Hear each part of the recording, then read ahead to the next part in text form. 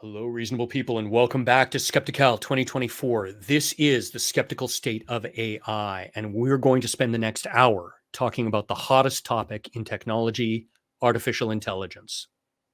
Our goal out of this is to let you leave with some tools and some information to have conversations without hype or hyperbole with your fellow skeptics, with lay people, in only the way that skeptics should. Um, what can AI do? What can't it do? What's it good for? What should you not use it for? And what's really the state of the art? Joining me for the next hour is, I think, the best person in the world to be having this discussion with, Kyle Polich. So, Kyle hosts the Data Skeptic podcast. He's a working data scientist. On that podcast, he's done entire seasons interviewing the best people in AI, and Kyle himself is an expert on AI. So, I think we're in for a really interesting hour of talking about some fascinating technology. My background, I have a graduate degree in electrical engineering specializing in AI, and I came to Silicon Valley in 1990 to build neural network chips for Intel. So I've also been doing this a long time. I keep seeing Kyle at different skeptical events, and we end up having these interesting conversations.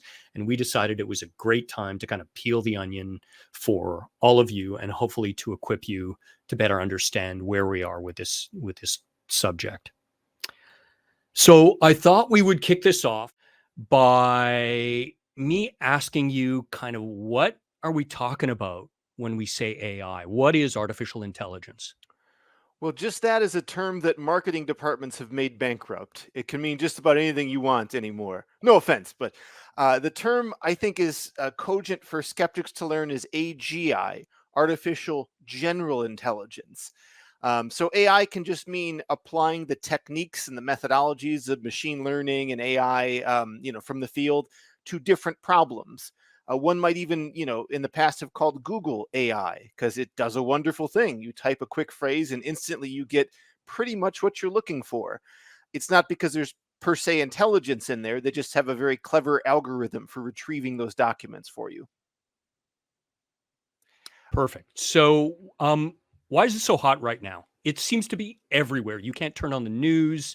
Um, People are scared of it. People are telling you it's going to, I really should have started this meeting by saying, welcome to our meeting. I'm going to 10x your business with artificial intelligence. All And I right. think all over the web every day. So, why is this so hot right now? Well, I think we have a nexus of a couple of things that all happened at once that have made today possible. We had a advancement in computer hardware, specifically around parallel computing. That is where you're doing GPUs, and why Nvidia has gone up in its stock price so highly. They produce these GPUs, which are a terrible name. It stands for graphical processing unit, but really it just means matrix multiplier, which is the key operation we need to do in parallel to do AI. So we've always had that idea. We just recently crossed the engineering boundaries to make these things affordable, super fast, and super parallel. So So, can that's you just pillar take a one. step back and tell Yeah. me why that's important? What is a matrix operation? Why is that important? And Because in the solving, the second pillar is algorithms. So, truth be told, we don't necessarily need the most clever algorithms in the world. Sometimes simple algorithms are the ones that do well. We just need to scale the ideas. A lot of the ideas that are currently used in AI go back to about the 50s, if you really want to argue it that way. The concept of the perceptron was originally, I think, somewhere in the 50s someone came up with this idea, and more or less the perceptron is what we use today. We use a fancier thing called a transformer, but heavily inspired by that path. So we had that idea back then, we just couldn't make it run fast enough and parallel enough, or the third pillar, on a big enough data set. And all those things have come together in modern times to make it possible for what is truly a breakthrough. We have things like large language models that can answer, a wide range of questions, having never been specifically trained to answer those questions, just trained on the English language in general, yet emerged this ability to answer general questions. I think part of that nexus is also that intersection of the fact that we have more data now that is digitally encoded in a way that we can absorb it very quickly, and well-structured data generally. And also Moore's law, the fact that we have so much computing power for so little money right now. Truly. And Good. go ahead. Moore's law is something I actually think is going to, if it hasn't failed already, is failing soon, because we're reaching physical limits for one thing, but also, just in terms of like what the rules of the universe will allow and how small you can make something before it breaks very quickly. But more so, Moore's law describes the speed of a processor, which generally means like a single threaded processor. And that's been important. We need that speed, but we've also needed that parallelization. So that's been a big breakthrough. Yeah. And it's actually, Moore's law doesn't say anything about speed, right? It says something about the density of transistors He's on a on a chip. silicon chip. Yeah. And you can use that as speed, or you can use that as parallelization. You can do it a lot of different ways. Yep. So, but I think you're right. It's that interesting nexus of a few different things going on. There's also some hype in society. Do we want to talk about a couple of the examples of the hype that are driving some of this Absolutely interest going on right now? Because some of the hype is real. Some. So we have a couple of videos that kind of demonstrate this. So the first is going to be something from Boston Dynamics, and we'll talk about it after we show you this.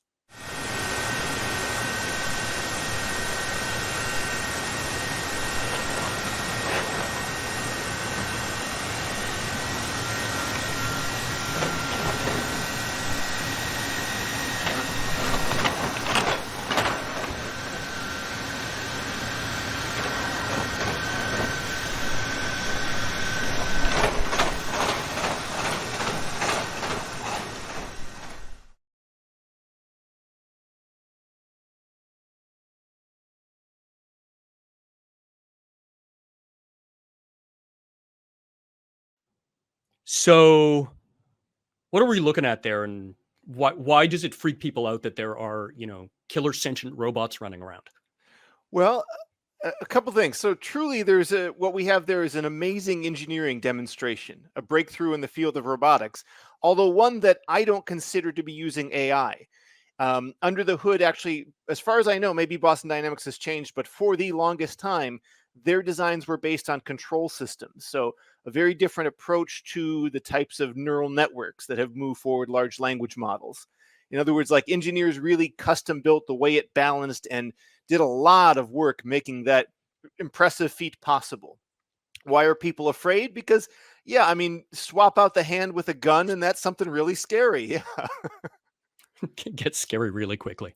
Sure. All right, so let's talk about something a little more mental than physical. And so we have a little demo here about AlphaGo. So we'll show you this and then we'll talk about it. 정말 생각지도 못한. Value. That's a very surprising move. I thought it was a mistake. When I see this move, for me it's just a big shock. What? Normally human will never play this one because it's bad. It's just bad. We don't know why. It's bad. But it's a little bit high. Yeah. It's fifth line. Normally you don't make a shoulder hit on the fifth line. So coming on top of a fourth line stone is really unusual. Yeah, that's an exciting move. Mm-hmm. I think we've seen an original move here. That's the kind of move that you play Go for. Hey. Interesting stuff. This fifth line shoulder hit is I wasn't expecting that. I don't really know if it's a good or bad move at this point. The professional commentators almost unanimously said that not a single human player would have chosen move 37. So I actually had to poke around in AlphaGo to see what AlphaGo thought. And AlphaGo actually agreed with that assessment. AlphaGo said there was a 1 in 10,000 probability that move 37 would have been played by a human player. So it knew that this was an extremely unlikely move. It went beyond its human guide and it came up with something new and creative and different. I am very much watching the game through these commentators.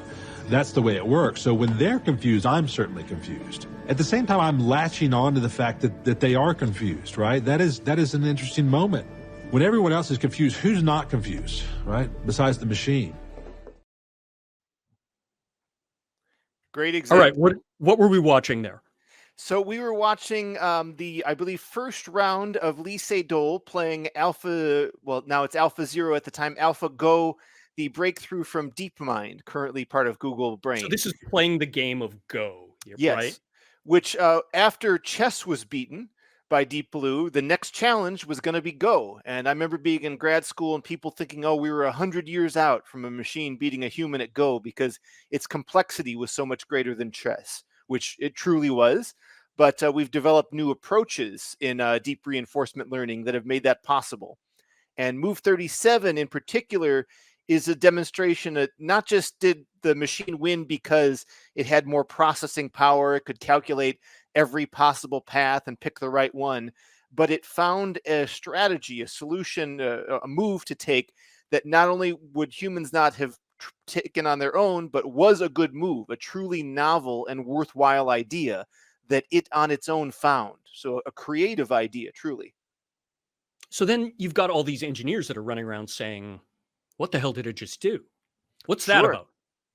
Well, yeah, I mean, there's this term black box that's really important in AI right now. And I'm of two minds about it because, in general, I think I maybe don't like it because it gives the impression that it's a giant mystery. No one has any idea how AI works. What if it's evil under the hood or these sorts of things? And it's not true that we don't know how it works. It's just difficult for me to give you a satisfying answer here. I mean, if you ask a physicist to explain World War II and they start talking about the superposition of electrons, that may be a correct answer, but it's not the answer you're looking for.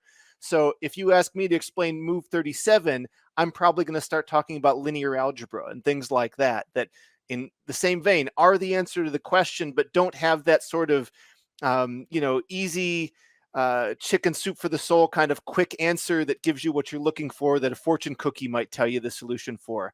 Maybe, the right person investigating, going under the hood and looking in that black box could formalize that at an abstract level that anyone can understand. But the black box is perfectly transparent. It's just incredibly complicated. And it's crazy complicated math is really what it is, right? Yeah.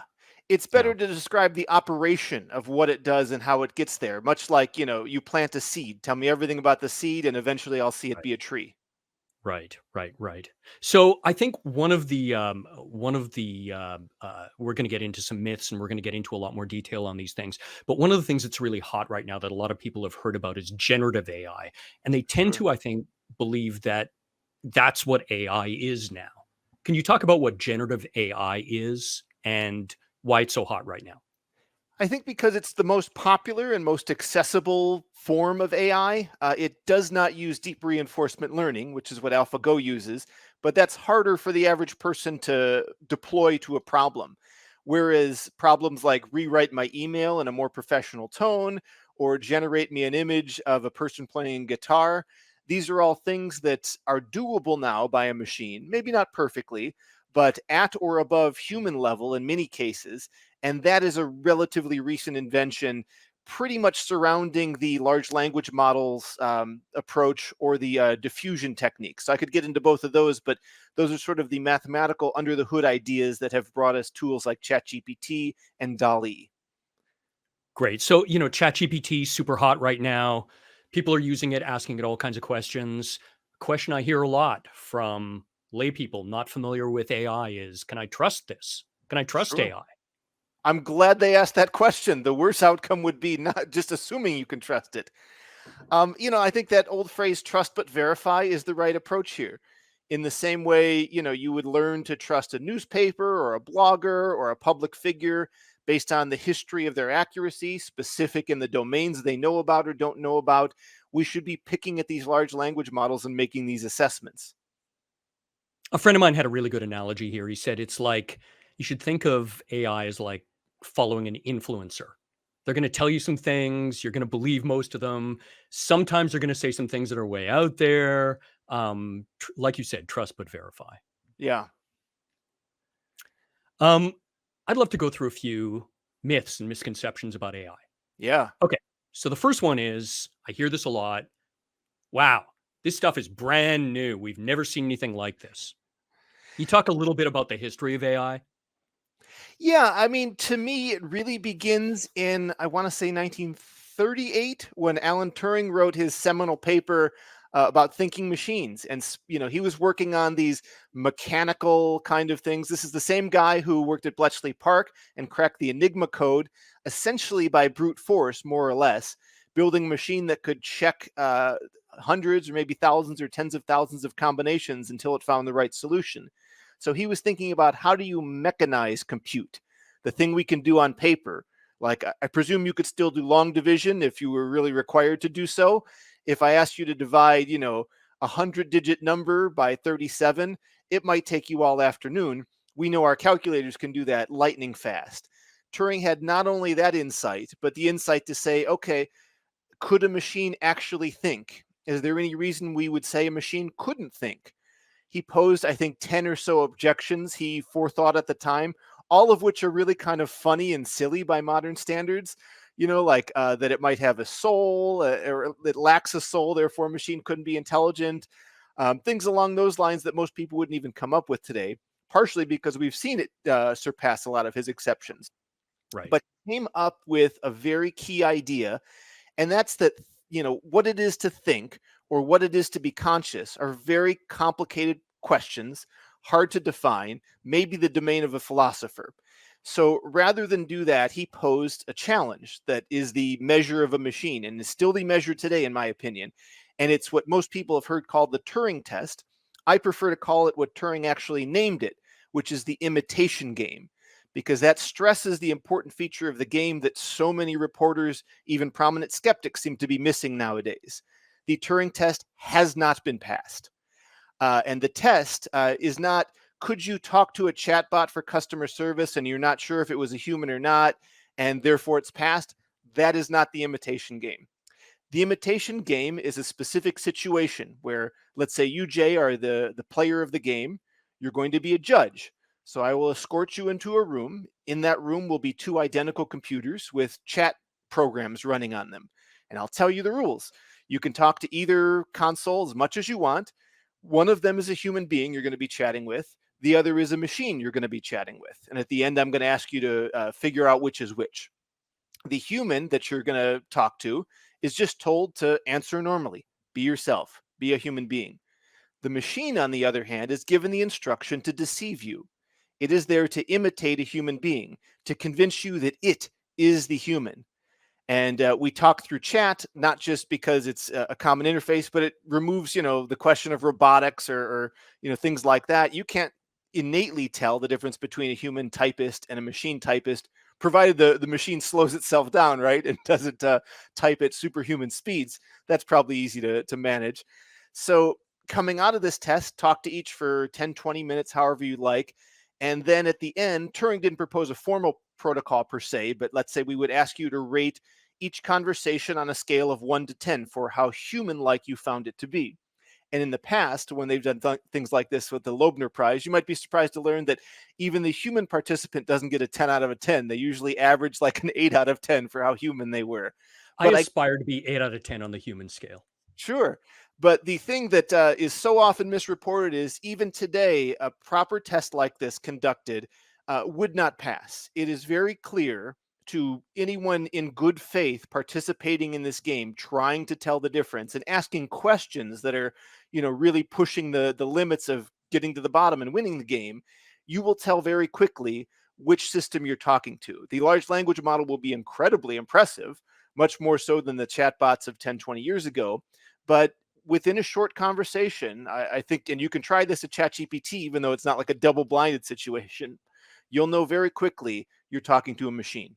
And but now you gave me a score when we talked before that you thought kind of the average best kind of models would score on that scale out of 10. So I don't know a lot of good empirical data on this, but I think maybe they'd get a 5 or a 6. So pretty good, but Sure. Again, not passing that test. Yeah, not passing the key test. Are they good enough to be copy editors for my next blog Right. post and improve it better than I could? Probably. But am I, have they passed this important low bar of language understanding and conversation that one would presume any thinking machine would have? No, they haven't done that today. So we don't ascribe them these properties that I've just avoided defining for you. Okay, and we're going to come back to the Turing test in a couple of minutes when we talk about conversational AI, and we'll show you some examples of what the state of the art is, which looks really impressive, and we'll kind of peel the onion on that a little bit. Between Turing and today, can you give us a quick rundown of what's happened in AI? So in the 50s, there was a conference like the Summer of AI organized at, I want to say, Stanford, and their plan was to solve AI that summer. They did not achieve this, but despite that, they laid down a lot of the basic ideas we use today.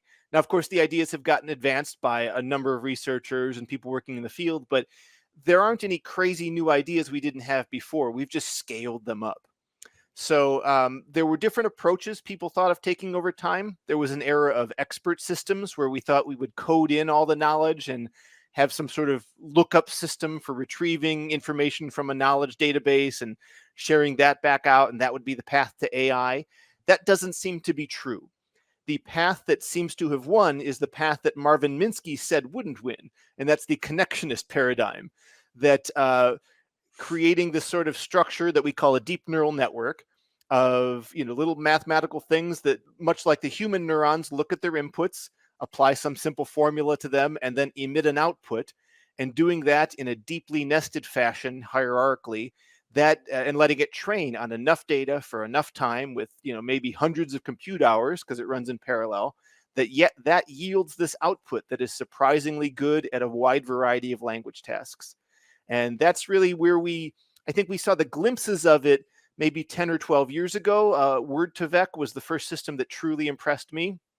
Of course, I skipped over a lot of the game playing stuff. We had first Chinook is the algorithm that no human can beat at checkers. Then there was Deep Blue that presumably no human's going to beat at chess, or even Stockfish and AlphaGo now, pretty much. Or Jeopardy. Sure. And Jeopardy, of course. Maybe even Skepardy. We'll have to find out. Maybe even Skepardy one day. So yeah, we've seen a lot of these milestones. Not quite self-driving cars, but we're getting seemingly closer. And then you talked about trying to do an investment in the 50s.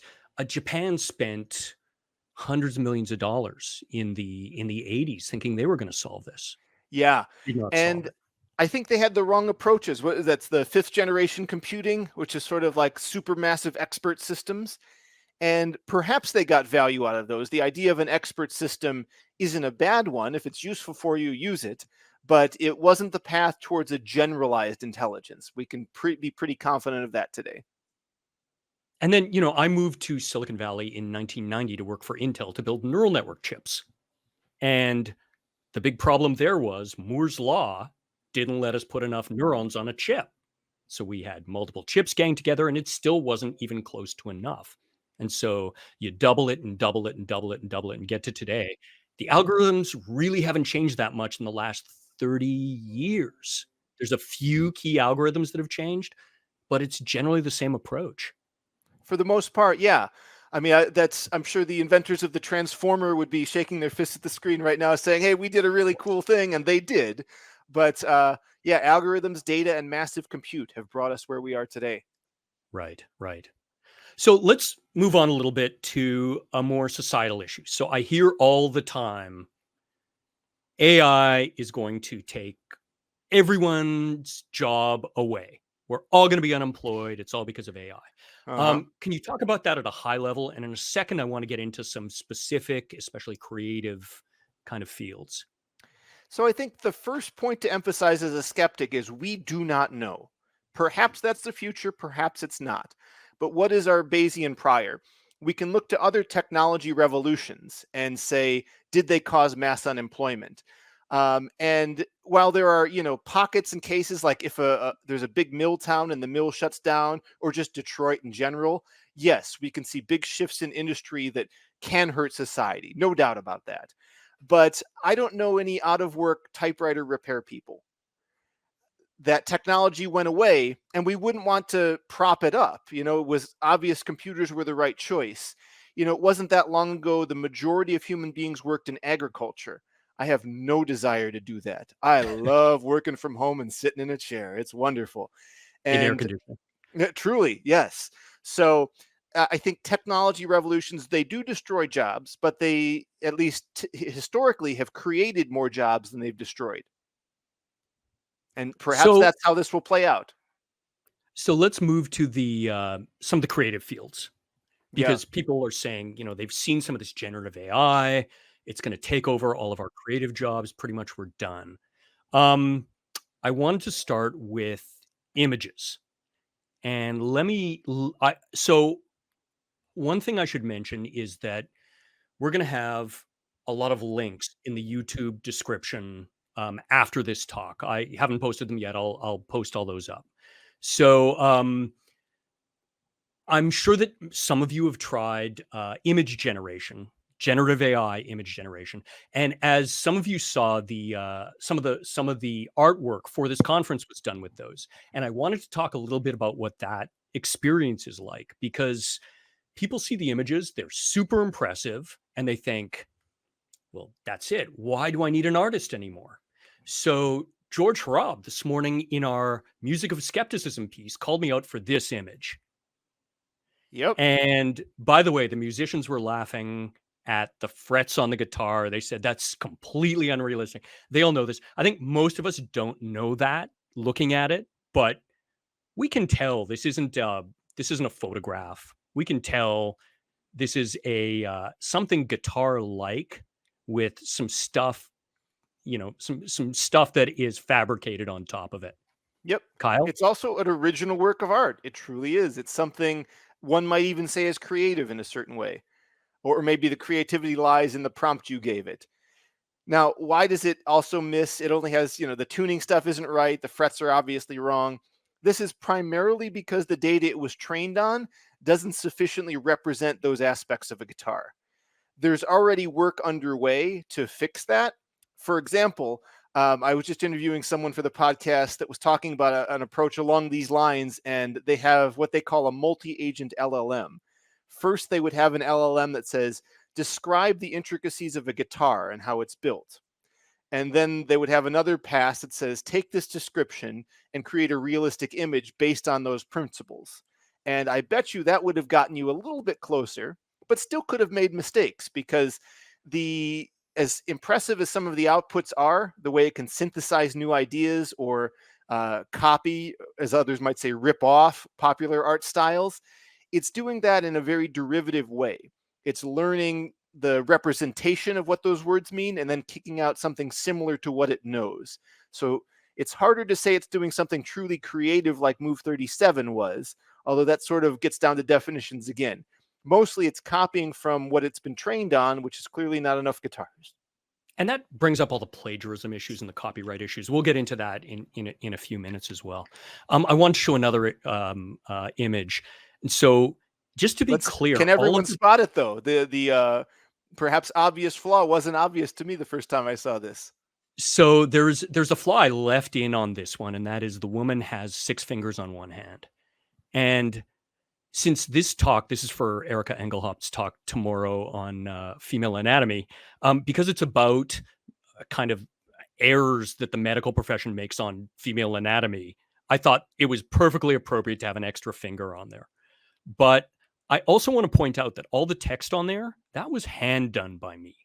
That was done in Photoshop, because if I asked a generative AI to do this, it would almost inevitably screw up all that text. It would have something that looked like characters, right? But some of them would kind of be nonsense. Kyle? Yeah, that's the state of the art in 2024. The diffusion systems that do the images don't really have native language understanding baked in. I think we'll get there. We'll figure out how to do that, but they're awful at generating text. I'm actually reminded a little bit of a story I heard that in a lot of ancient scripts like Egypt, Greek stuff from back, BCE times, if you look at some of those, there's often odd spelling errors. And people wouldn't understand why, where it should have said L-O, did it say B? Obviously not in English, but the analogy is there. How did the L and the O merge into a B? it's because there were illiterate people just transcribing symbol by symbol. And that's sort of what the large language model is doing here.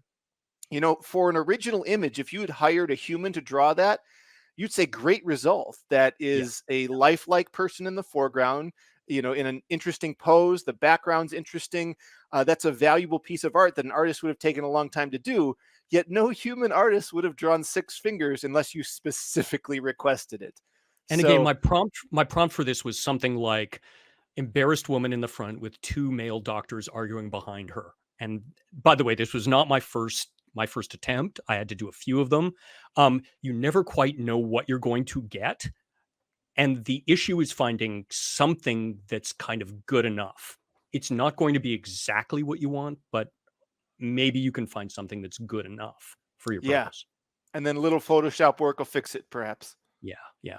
So let's move on to music, because we've all heard new Beatles songs, new ABBA songs. So can you talk about that a little bit? Well, first of all, I don't think they're hits. Maybe the Beatles one was because it was so novel.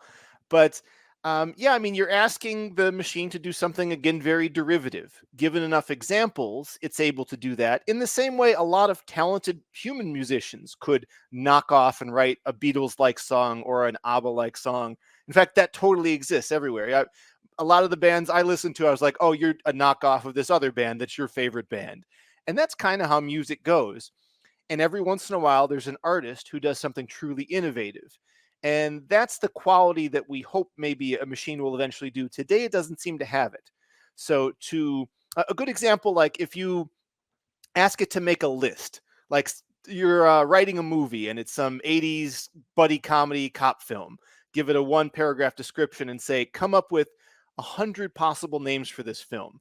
The large language model is going to spit them out super fast, and they're all going to be kind of mediocre in there. If you hired a human writer, it would take them all day to write 100 possible titles because our creativity runs a little slower. But I bet you there'd be more gems in the human version. So the AIs are very good at doing derivative things, and it's just coming out of what their training is versus the sort of robust training that a human life seems to be. Definitely. And so I think what you get out when you ask these generative music machines is something that's, again, it's sucked in everything it knows. It's not going to come up with something that goes outside of that. And so it's going to come up with something Beatle-like if you ask it for another Beatles song. But it's not going to be what McCartney would write today. It's just never going to be that. Yeah, although there is something to like novelty, like ask it to write a Metallica song as if John Lennon had composed it. Absolutely. Perhaps it's capable of that, and that might be interesting. But the interesting part is like, what would that be, and me presenting that challenge? Yeah. So let's move on to movies, where this is another great example, because I've heard many times, the movie business is done. And I'm going to show you a trailer right now that's super impressive. And when it's done, we're going to talk about what's impressive and what's not. What are the flaws in it? So hold on tight. A long time ago, in a galaxy far, far away, the saga continues with Star Wars: The Phantom Menace. Amidst the backdrop of galactic turmoil, the Jedi Knights, guardians of peace and justice, face a new threat that could plunge the galaxy into darkness. Meet Qui-Gon Jinn, a wise and noble Jedi Master, his apprentice, the young and eager Obi-Wan Kenobi, and Anakin Skywalker, a boy with a destiny that will shape the fate of the galaxy. But lurking in the shadows is a sinister plot orchestrated by the Sith, led by the menacing Darth Maul, seeking to manipulate galactic events to their advantage. As ancient prophecies unfold and destinies collide, the fate of the galaxy hangs in the balance as heroes rise and villains reveal their true intentions. Prepare yourself for an epic journey filled with action, adventure, and the timeless struggle between the forces of light and darkness. Star Wars: The Phantom Menace, a thrilling chapter in the legendary saga. May the Force be with you. So you look at that and you say, well, the movie industry's done, right, Kyle? Well, in fairness, that looks better than the original Phantom Menace, in my opinion, but that's an aside. No, the music business is, or the movie business is certainly going to evolve the same way it evolved as CGI techniques came into popularity. We went from going, a lot of practical effects to not so many anymore. And that's because the CGI got good enough and cheap enough, and artists could do their craft there. So I actually think it's an inspiring time.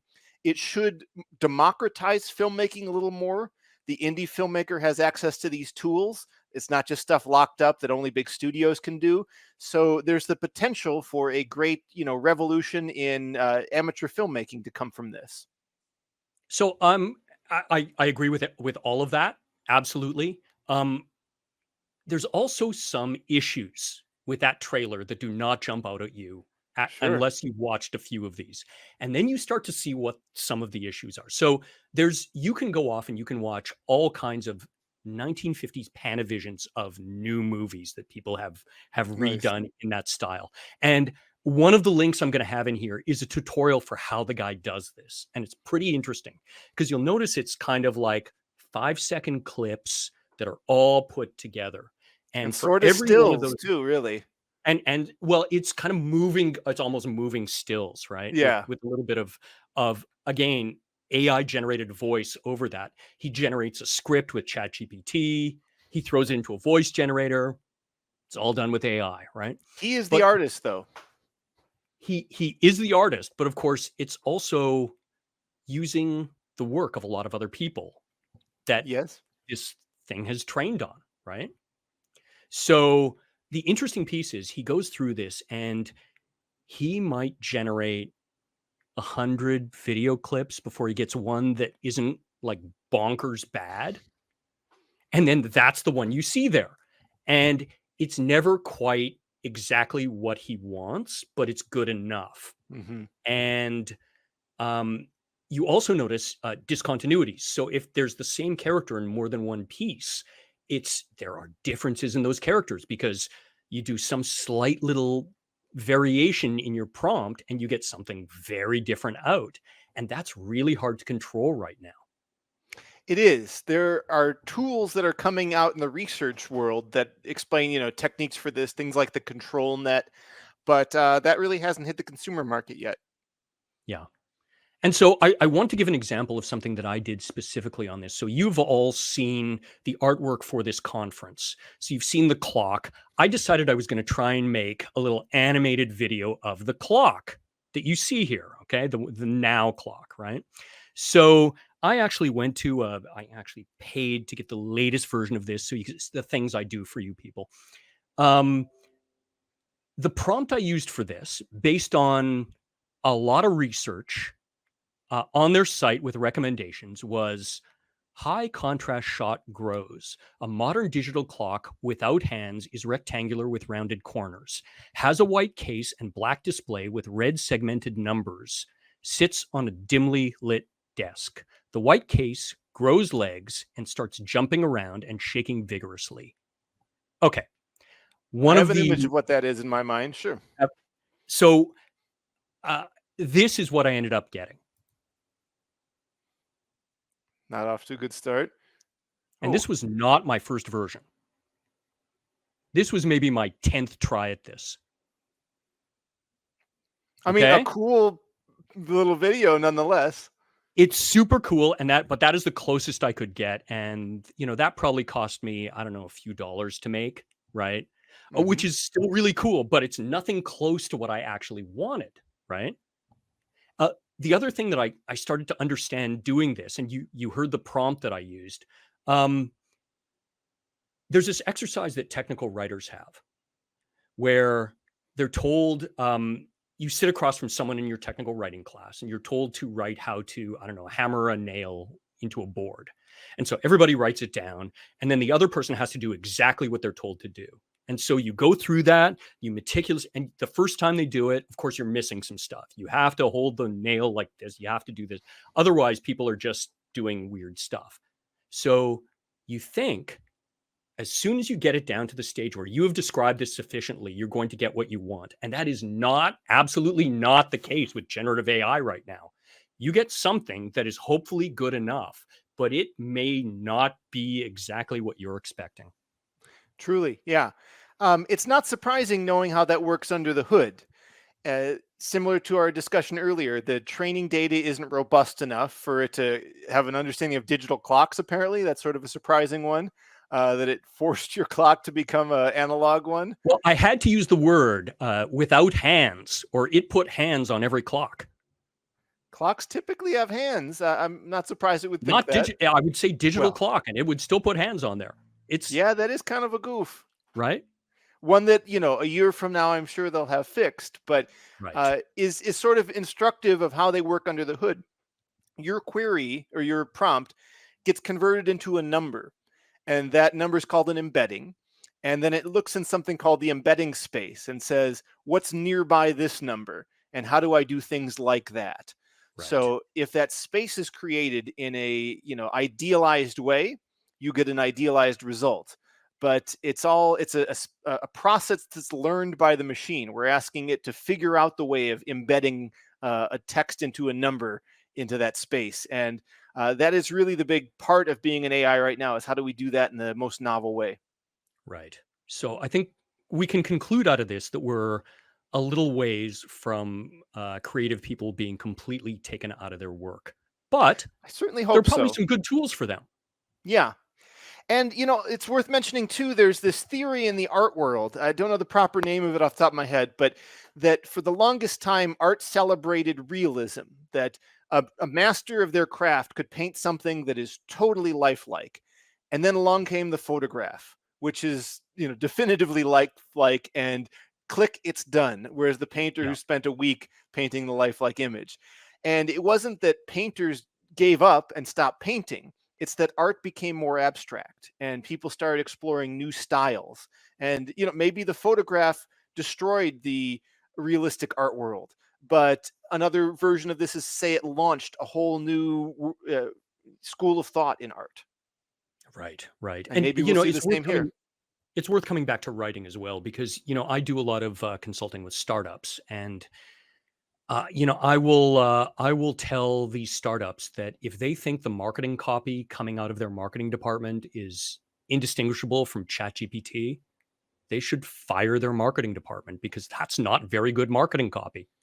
Sure. And, that may be where some jobs have been lost. If you think of something, not to disparage this industry, but like the carpet industry, not a lot of major innovations in carpet.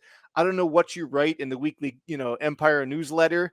I would probably use ChatGPT for that. So if you had a presumably low paid person doing that before, that might be a job that's lost. But hopefully that individual can figure out how to use a tool like this to advance themselves.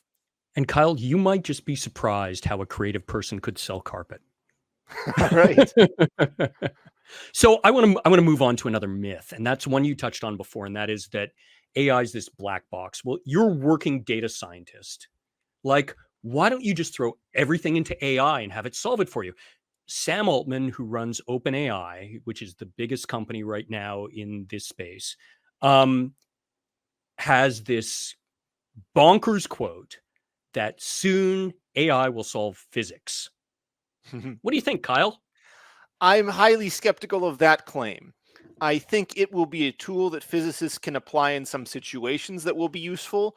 But what does it mean to solve physics? I guess that would mean it would uncover the grand unified theory. It would link relativity and quantum mechanics. It would solve all these open questions, tell us what dark matter is.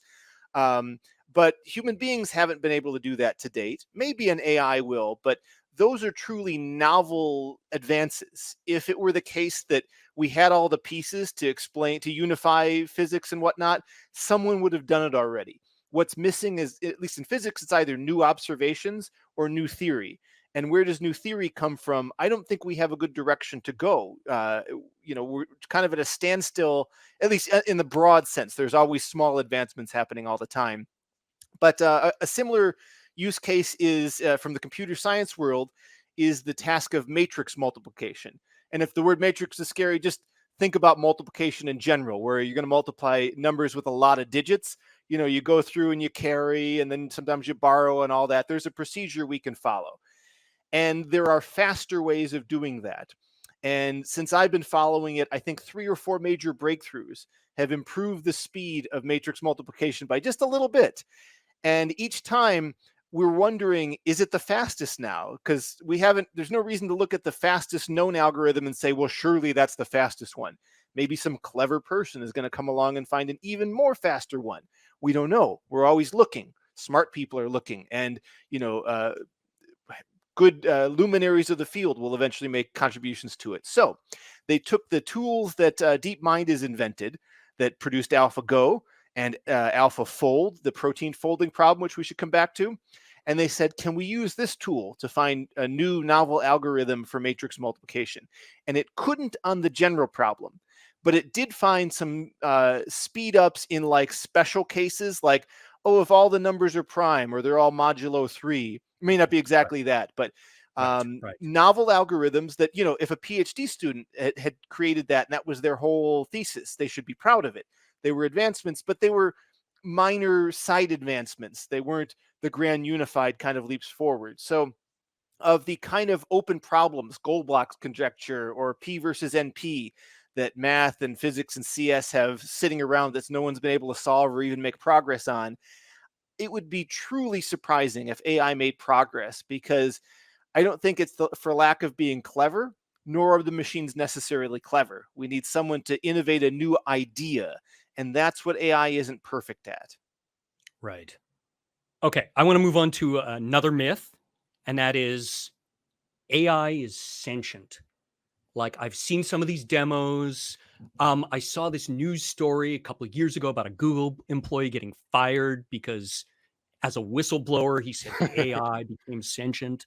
Right. I wanted to show a little video that OpenAI showed, and then we're going to discuss it. Cool. Hey, how's it going? Hey, Rocky. I'm doing great. How about you? I'm awesome. Listen, I got some huge news. Oh, do tell. I'm all ears. Well, in a few minutes, I'm going to be interviewing at OpenAI. Have you heard of them? OpenAI? Huh? Sounds vaguely familiar. Kidding, of course. That's incredible, Rocky. What kind of interview?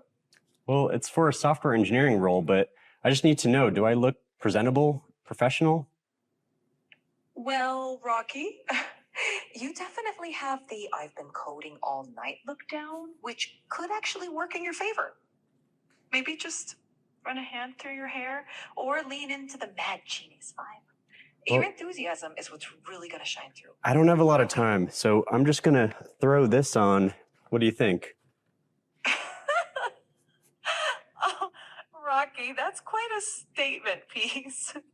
I mean, you'll definitely stand out, though maybe not in the way you're hoping for an interview. Okay, I got it. Okay, so I've seen the movie Her. It's that, right? It's sentient. Yeah, there's even controversy as to whether or not that's her voice, but that's a separate issue. Scarlett Johansson's voice. Right. Let's assume that wasn't some theatrics, that is truly their algorithm and it's working that way, and it's not kind of that they did 100 runs of different hats and different things and this was the one that worked. Let's give them the benefit of the doubt here, that this is an impressive demonstration. Well, it's also a demonstration on, sort of common things that it's not surprising to me it can do. That's not a Turing test. They aren't playing the imitation game. He isn't challenging the voice to see, is it sentient? Is it cognizant? Does it have the same notion of memories that I have? It's just interacting in a certain way. And that's great. I mean, that if that's a tool that's useful to people, they should be using it that way. But that video doesn't prove anything about sentience to me, because for sentience, we need some sort of test. And the only reasonable empirical test we have is the imitation game. Now, there are actually companies that are selling AI companions. Yep. And there are kind of some horror stories associated with this, where people will develop a friendship with someone. And I mean, this kind of ability to trick people into thinking that a machine is relating to them in a very human way is something that literally goes back 50, 60 years to Eliza, if any of you have played with that. But some of these companies that have done AI companions, they've had problems where somebody kind of develops this friendship with this artificial intelligence that seems to react in a certain way, and they tweak the algorithm a little bit, and all of a sudden it behaves very differently, and this freaks people out. And it's actually very disturbing to people who are for example, shut-ins and looking for some companionship, and they think they've got this friend, and all of a sudden they realize it is not their friend. I think, first of all, this is something psychologists need to be looking at. Is that a healthy thing? It might be. Like you said, for a shut-in, perhaps this is a healthy tool. I'm not the right person to comment on that, and I think we need to study to answer the question. I don't think there's first principles that tell us what's right or wrong. A big product gaffe that, your assistant suddenly forgets about you or changes its personality. So bad design there, but if they had locked the system better in some way and that tool persisted, I still have doubts about the degree to which people think it's sentient or think it's real. Like you'd mentioned Eliza, and maybe we should define it for people that haven't tried it or haven't heard of it. Eliza was an early attempt, not exactly at AI, but it purported to be a therapist bot. And more or less what it would do is respond with things like, tell me more, or why do you feel that way? Or these sort of generic phrases that probably therapists use half the Or time. sometimes it would pick up keywords and play off those keywords. Oh, Yeah. you said your brother is this. Tell me more about your brother. Right. And if that, and it's a very simple algorithm. The implementation that I'm familiar with is like 40 lines of code. So I don't think we're ever going to have AI in 40 lines of code. So, does it fool anyone? I kind of find that hard to believe. Maybe in the 50s, before you thought you could be fooled in this way, the earliest person, apparently that one of the collaborators of the inventor, was fooled for quite some time. But I always find that a bit hard to believe, because after a few interactions, it becomes pretty clear that this thing is just mirroring. It takes a lot more interactions with ChatGPT to recognize that it's a machine, but yet same process. Talk to it and you'll see. Great. So just before we open this up to questions, I wanted to ask if you could kind of talk about the practicality of AI today. How do you think people should be using AI, for what kind of tasks, and when shouldn't they be using it? So AI is a tool, and like any good tool, you should use it wherever possible. Otherwise, your competitors are going to leave you behind. Now, there are some limits to that. I think it is potentially a dangerous technology in certain ways. Not the way maybe nuclear weapons are a dangerous technology, but the ability to spread false information at a grander scale than ever before is a credible threat. But I think we all need to take an important lesson from the cinematic classic Terminator 2. They reprogrammed the robot and sent it back in time to fight the robot. So in the same way that ChatGPT can generate disinformation, it can also recognize it. So ask the tool to do some investigative work for you, and then trust but verify. That's great. All right. Do we have some questions from the audience? Okay. Robin asks, any thoughts on the business model and Goldman Sachs report, wondering aloud whether all the investments in AI are worth it? It asks, Gen AI, too much spend, too little benefit? So two ways to look at that. As an investor, I would give maybe a different answer that, maybe we're at the peak of the hype cycle, and the investment that's going into new data centers may not pay off the way it looks like it will on a spreadsheet. Things may get more efficient, and we don't need, we have hardware advances. So I'd be careful investing my money. But is it a good investment of human resources? Should instead we have been trying to build a base on the moon in those tunnels that they just identified with radar? That's a nice goal too. Money has gone this way, effort has gone this way because a productive output has come of it. The tools that have been created so far have been valuable to industry, to business, and to the average person. So why not keep going? Now, they are very power hungry and very expensive, but they also seem to justify themselves today. Maybe we'll hit some sort of dot-com bubble kind of situation, but I don't think we're at a place where we need to scrap everything and start over. That's for sure. Well, so Sam Altman, who again runs OpenAI, has said we need a breakthrough, just in terms of power, because he's invested literally hundreds of millions of dollars in commercial fusion, because he says that's the only way we're going to get enough power to do this. He doesn't think we have enough computing power. He thinks we really need to re-engineer our entire economy around this if we're going to do it. That's a maybe, because if this gets us closer to, or possibly gets us to artificial general intelligence, then we have a machine that can do any job of the current jobs, right? We would think. I don't know that we're exactly on that path. There are some things that are a little not concerning, but strange. Like, why does it take so much power? Human beings don't require that much power. We require calories, but I could probably get by on half of the amount of calories I have, and I'd be a healthier, more fit person or whatever. But the energy I put into me versus the intelligence output is so much bigger than the equivalent in putting all that into a data center.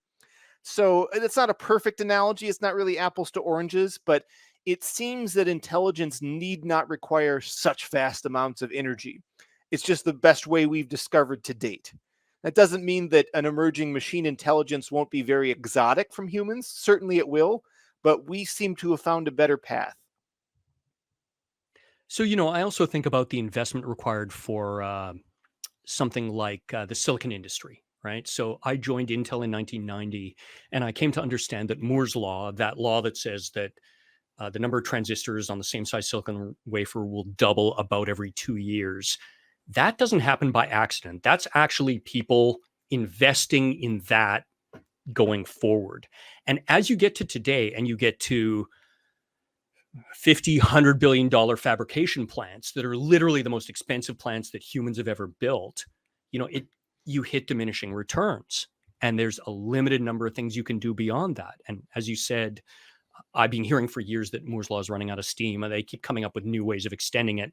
I have no question they'll come up with ways of extending it, but the cost of doing that gets to be the GDP of countries. And then you wonder whether anyone will do it.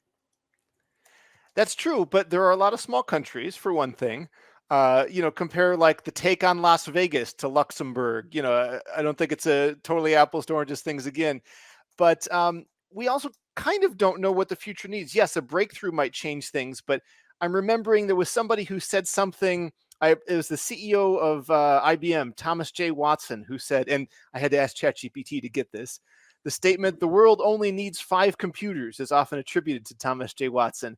Authenticity is debated, apparently, which is interesting. But by the way, I'm glad you asked ChatGPT, because Google could never give you that. Fair, yeah. I wouldn't know how to query Google for that exactly. But there was a place in a time where it seemed like this powerful machine could do a bunch of really useful things, and that maybe businesses would just lease space on it, and we'd have a centralized, 6 big ones in the world that everyone just kind of shares. That turned out not to be true. Not only do we all have our own computer, we all have multiple computers in our possession. Will AI go in a similar path? Will what we have today, and we think it's so big and it's the biggest project ever and the biggest factory ever, maybe in 100 years they'll look back and say, oh, that was a small first effort. We don't know where innovation and technology will lie, because things become explosive and grow really fast sometimes. Or they happened like AI in Japan in the 1980s, and they reach diminishing returns and they fizzle out. Investor beware. As you said, we just don't know right now. Yeah, we are at that interesting precipice. There are a lot of unknowns about the future, and a lot of promise, and maybe some fears. Yeah. And usually what we find after this is we get some elements that are super useful that get embedded in everything we do. Right. And some of them do not, and they just die off. So we'll see. Howard asks a great question about quantum computing and AI. Yeah. So, your opinion? Completely unrelated. Unless you're Roger Penrose, nothing about intelligence is quantum. Our brains seem to be purely mechanical. We know traditional Turing machines are purely mechanical. Quantum computers are a real thing, a super interesting thing, but they're not universally better than traditional computers. They're better in some very specific types of problems. So if you have one of those specific types of problems, it's great once we have one that runs at scale.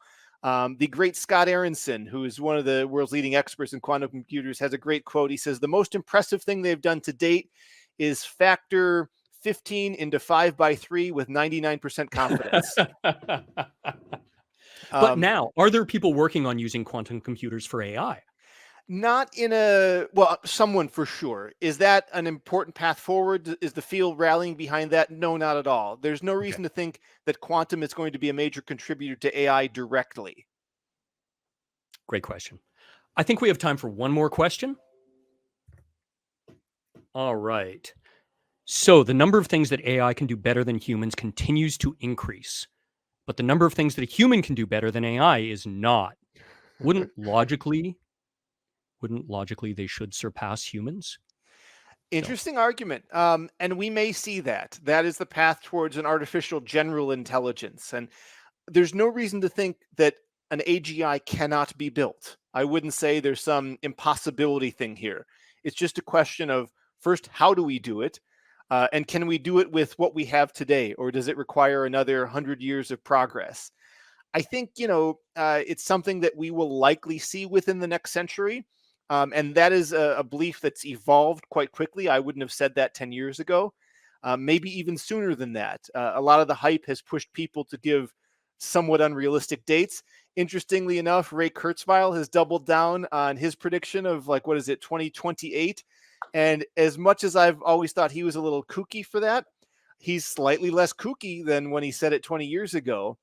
Elon Musk said it's going to happen next year. Sure, why not? Let's see. My main problem with Kurzweil's argument is that essentially he's just doing like a linear extrapolation. He's not really kind of addressing the problem. He just sort of says, if things continue down this path, we'll get there.